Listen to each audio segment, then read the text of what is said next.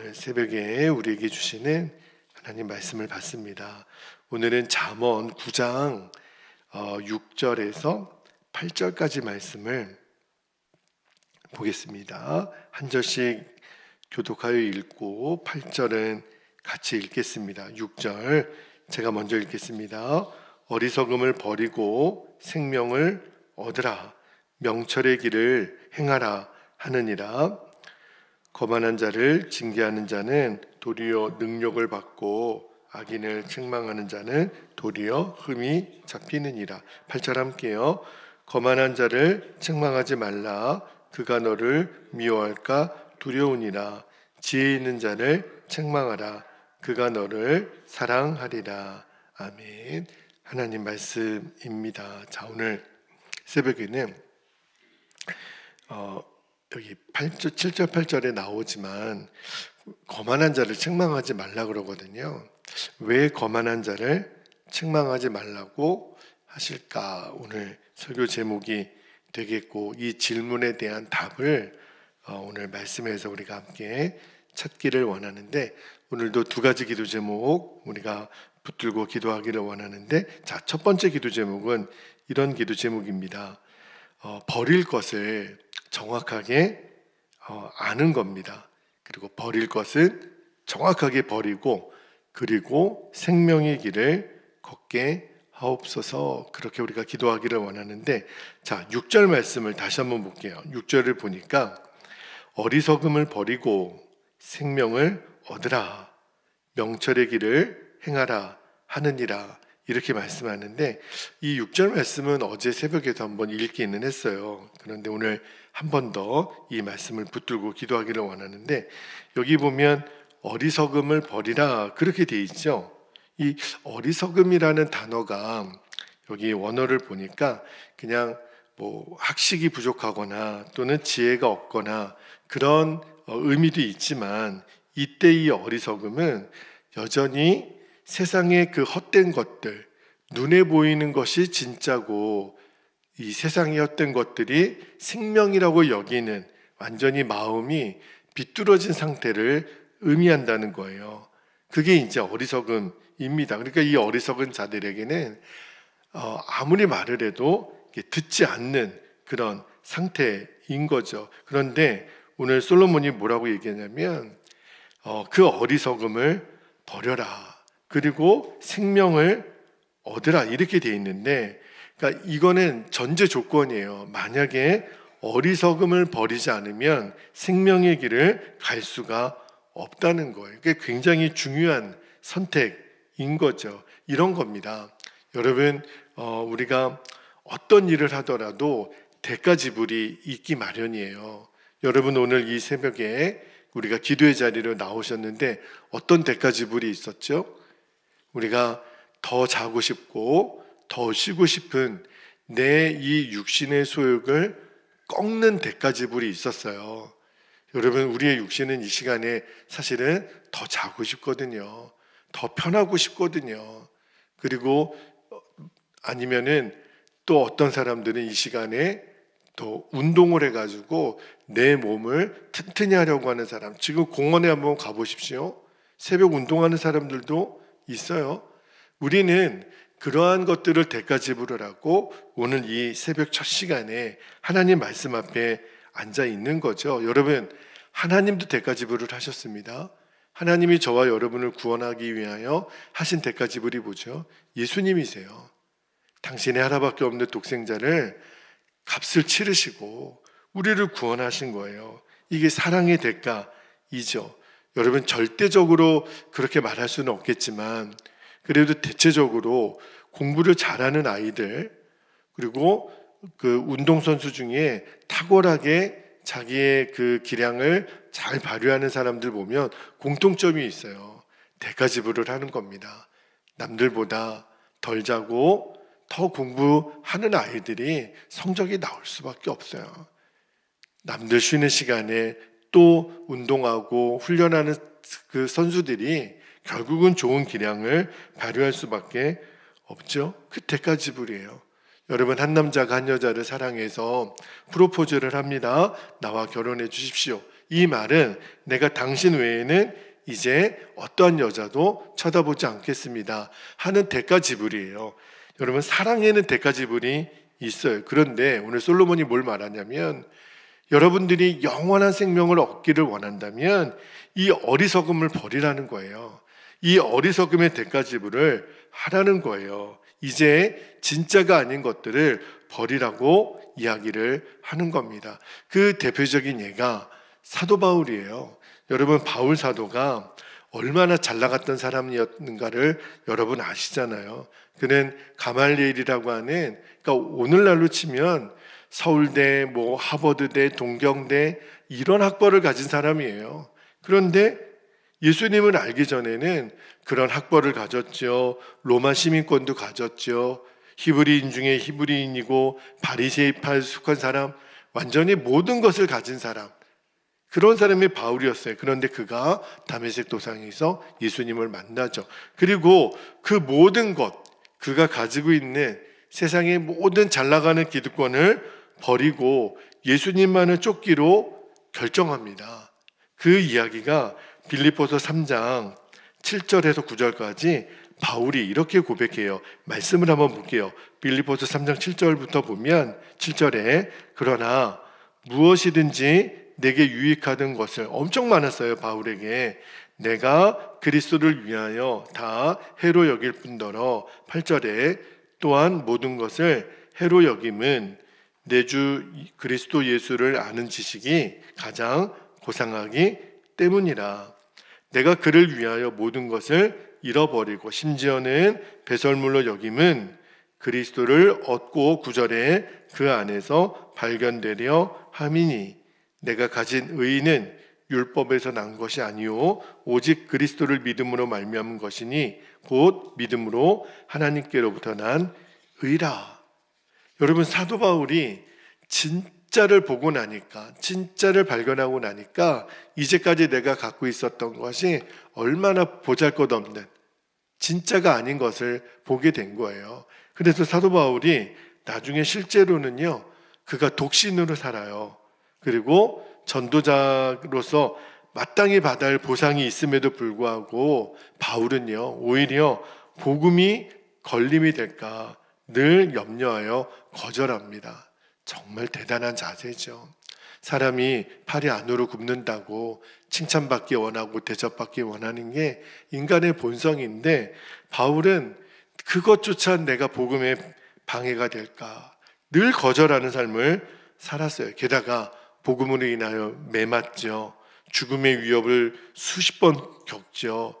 핍박을 받으면서도 바울은 오히려 그게 기쁨이고 자랑이라고 얘기했어요. 세상의 가치를 다 버렸어요. 여러분, 이게 바울이 하나님께 이방인의 사도가 되기 위하여 드렸던 대가 지불이죠. 그러니까 주님이 말씀을 묵상하면서 주신 마음이, 너는 얼마나 이 생명의 길을 걷기 위해서 대가 지불을 하고 있느냐. 여러분, 대가 지불 없는 그런 평탄한 길은 없는 거예요.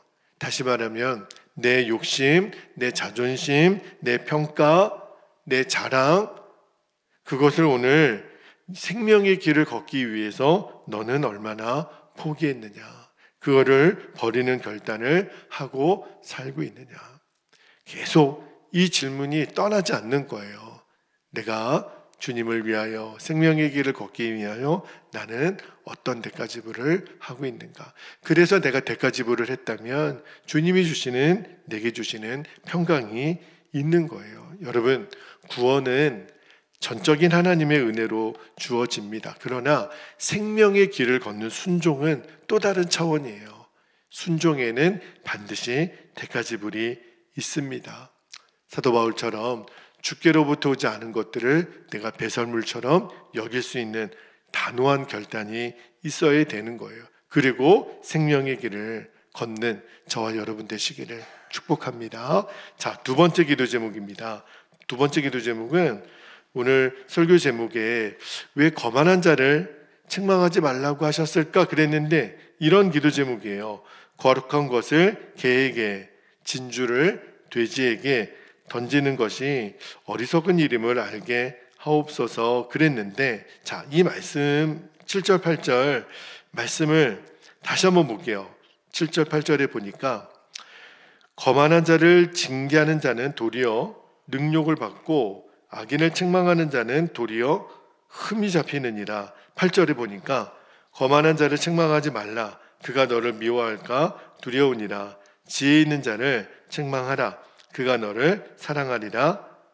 고 이렇게 말씀하시는데, 아마 여러분도 이 말씀을 듣다 보면 왜 거만한 자를 책망하지 말라고 하셨을까? 이미 듣지 않는 거죠.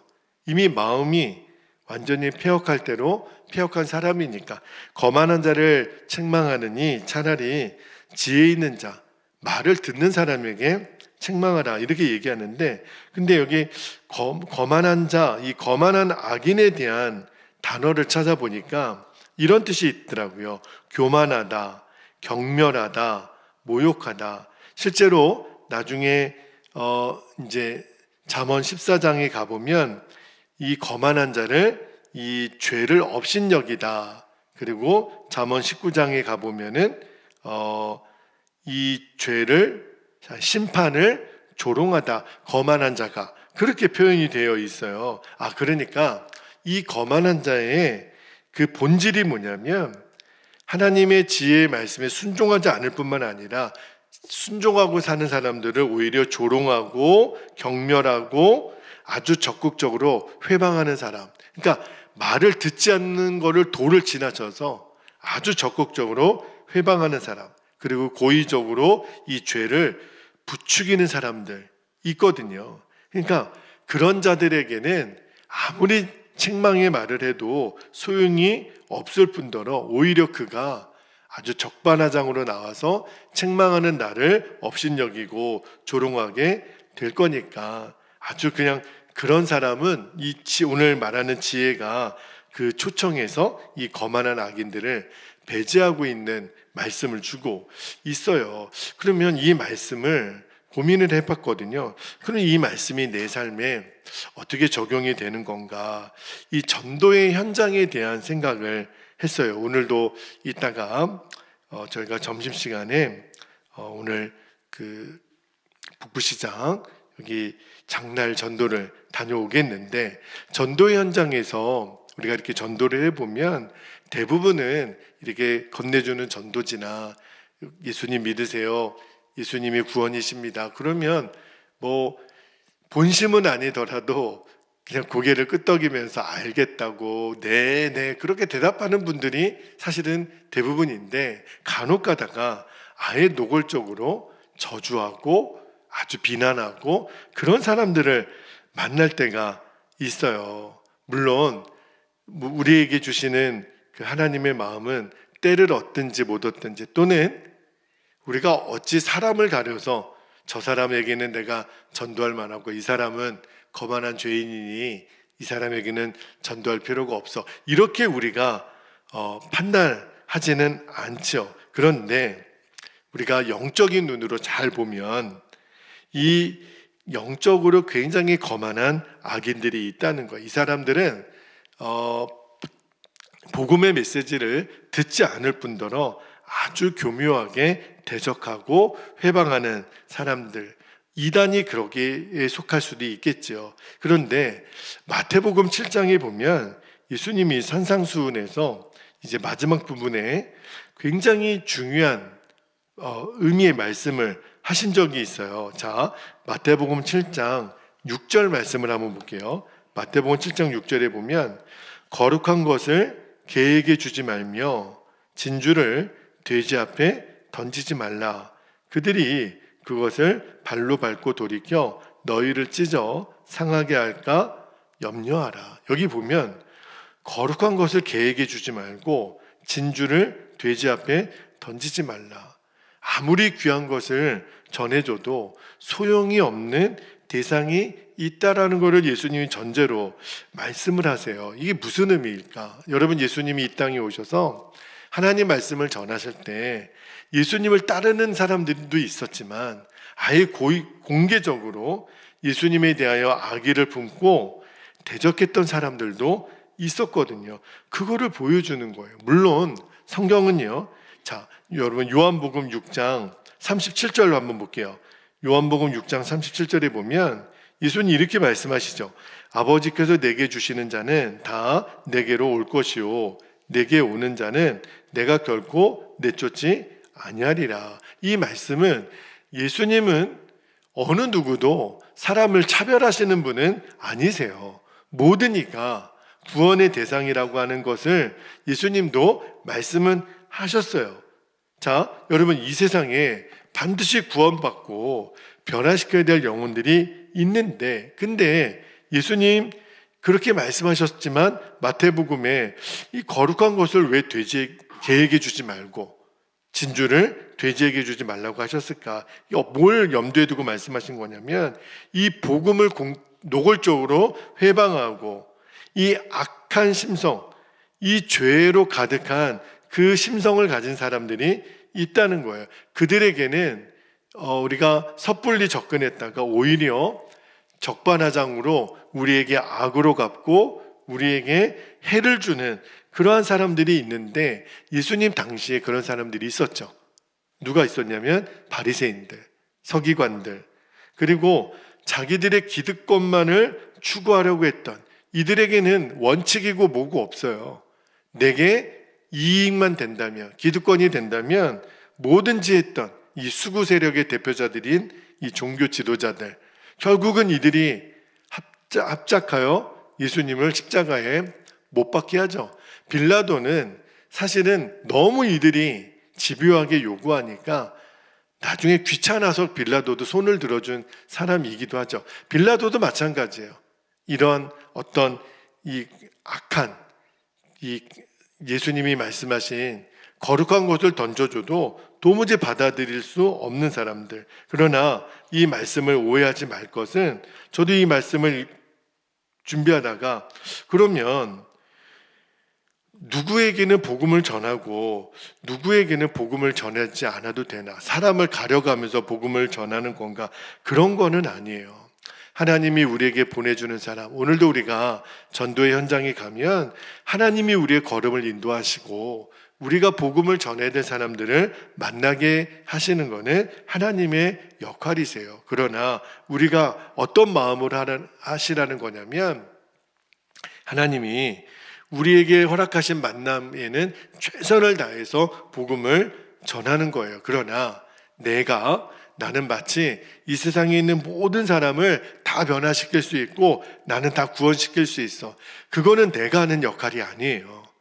그거는 주님이 하실 일이고, 우리가 할 일은 주님이 내게 만나게 하시고 주님이 내게 보내주시는 사람들을 위하여 최선을 다해서 복음을 전하고 생명의 은혜를 우리가 전달하는 전달자 역할만 하면 돼요. 그러니까 우리가 할 수 있는 일은 하나님 내게 주신 영혼들을 분별하는 거죠.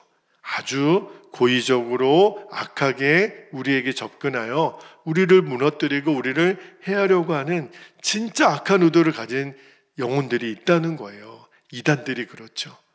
아주 악한 목적으로. 그래서 건강한 교회를 무너뜨리고 건강한 성도들을 해하려고 하는 그런 악한 의도를 가진, 그러니까 예수님 말씀에 보면 정말 거룩한 것을 개에게 주지 말라. 오히려 도움도 안 될 뿐더러 그가 우리를 해하겨, 그러니까 이 거만한 자를 책망하지 말라는 의미를 저는 오늘 그렇게도 한번 해석을 해본 거예요. 그래서 하나님께 구하고 싶은 것이 이 선과 악을, 정말 의인과 악인을, 이 거만한 자를 분별해낼 수 있는 지혜가 우리들에게 있기를, 그리고 내 욕심이 아니라 하나님이 주신 마음으로 우리가 전도하고 영혼들을 섬기는 이 분별을 저와 여러분이 꼭 받고 그런 지혜를 가지고 우리가 영혼들을 잘 대할 수 있는 그런 눈이 열리게 되기를 주님의 이름으로 축복합니다. 이제 우리 함께 기도하죠.